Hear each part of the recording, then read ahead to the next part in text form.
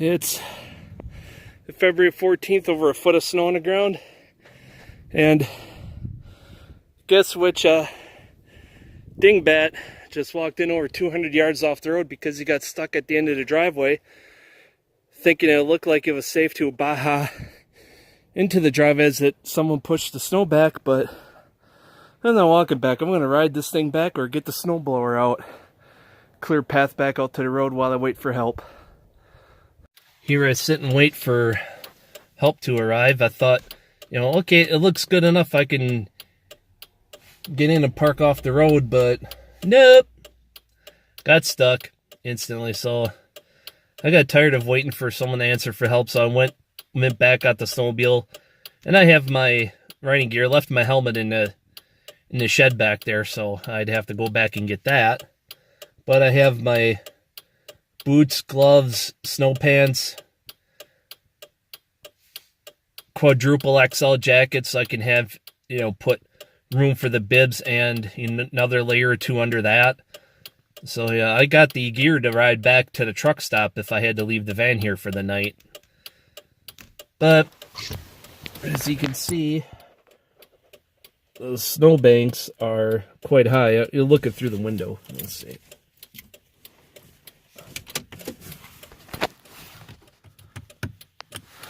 Come on, car. Man, cooperate. There we go.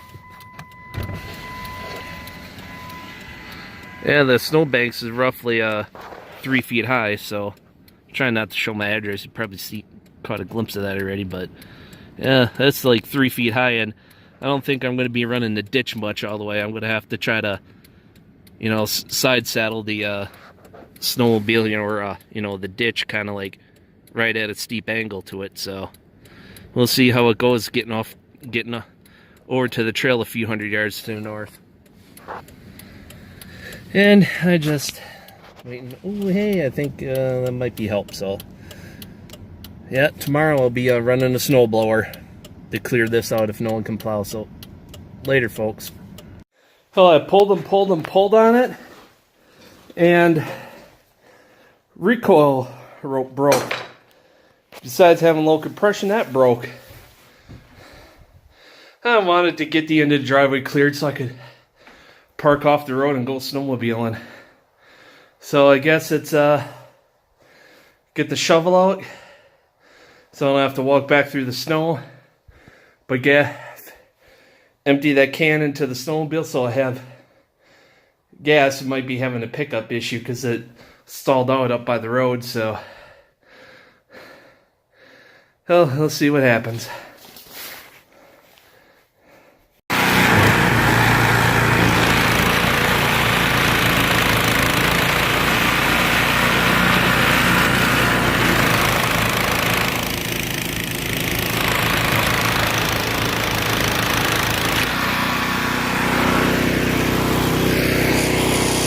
So this is how I fixed my snowblower issues. I got a brand new one. Didn't really want to spend the money on it because I could use it for completing the shed project, but better than depending on your neighbors, and the plow trucks do break down, so I need to raise those skid shoes up. It's going almost right down to the ice, so I got enough cleared I can get the van off of the road. I'll cut a couple more feet out of here, be in the safe side, blaze the trail, park the snowblower in the back, and take the snowmobile back to the work truck for the night. I'll come back tomorrow for the van. It is now the 16th of February. I can't tell what my phone's pick up because my glasses are so dark. Got those transition lenses. Yeah, yesterday broke some trail around my place. And then last night I went out, rode 40 miles. Made a couple of wrong turns. For one, my, electronics, batteries in them died, because of the cold. So I didn't have the backup paper map. So I made a couple of wrong turns, ended up at a couple of bars. Then it warmed up. One of my lenses popped out. My glasses, I was riding blind. for a good ways. I had like one eye at one point, sometimes two, sometimes half an eye. It was a mixed bag.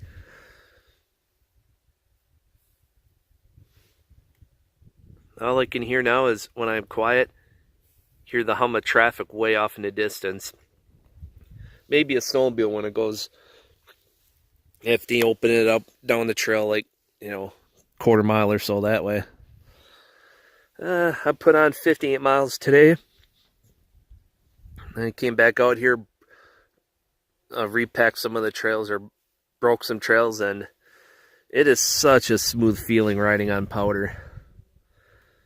My back was starting to take it, that, and I just wasn't feeling it to do more trail riding, but now here's snowmobiles coming down the trail.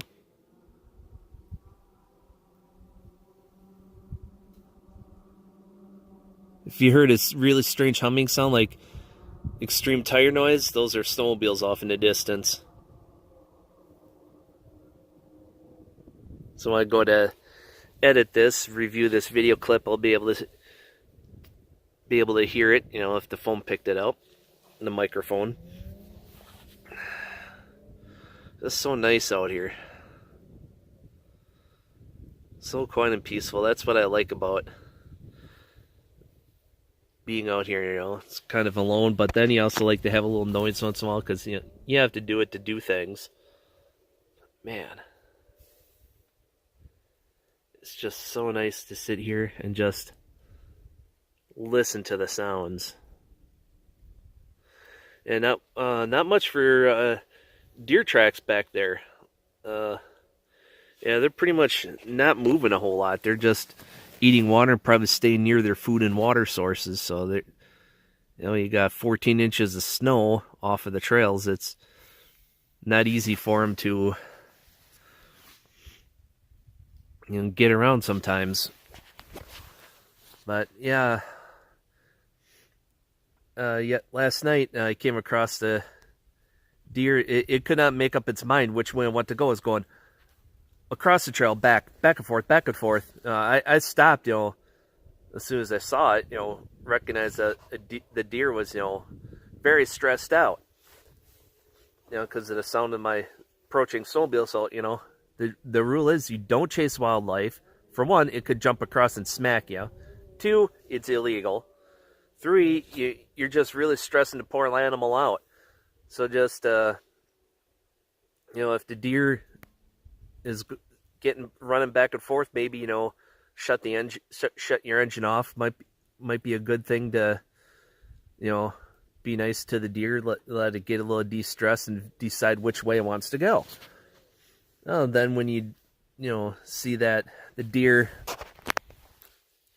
has decided which way to go, just wait a few more seconds and make sure it doesn't come running back.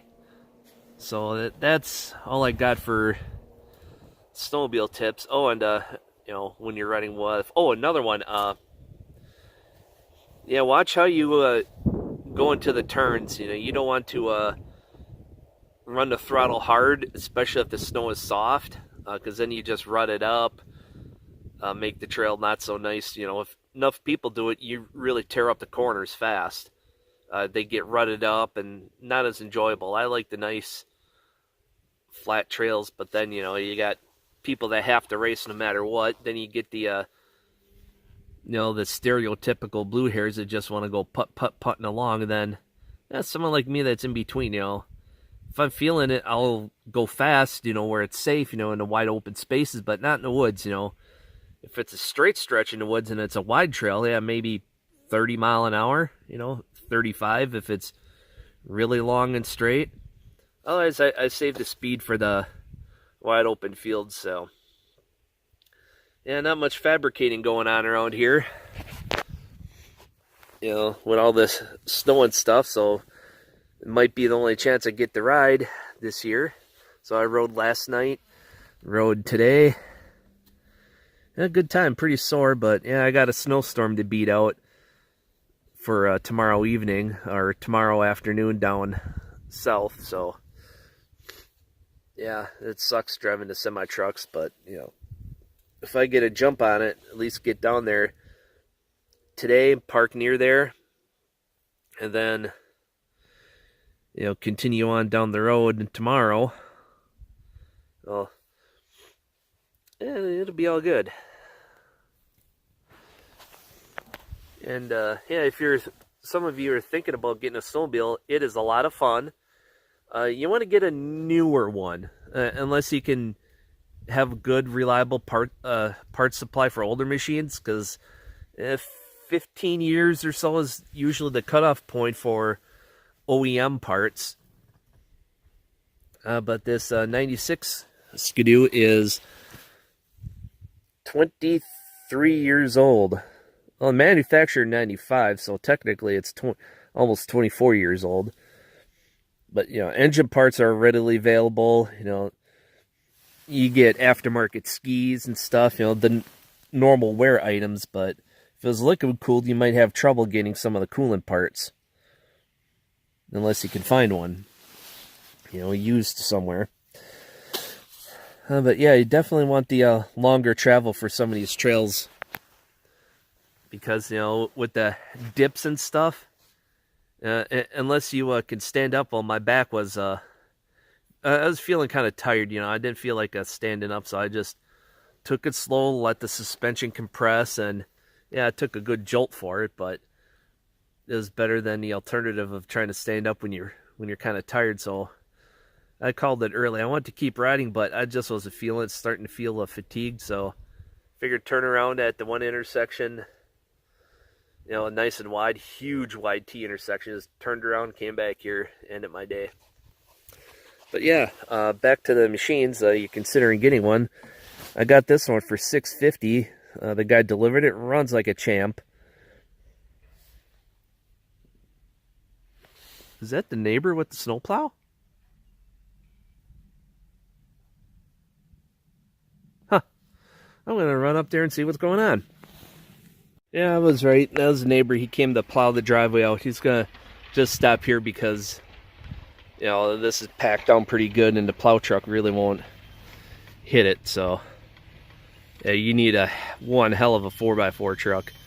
That and trying to pushing powders, like over a foot of powder snow, is a bit much for that truck. So, you have to get a pretty good running start, push it off to the side. All he has to do is just make a area where I could turn around with the van here.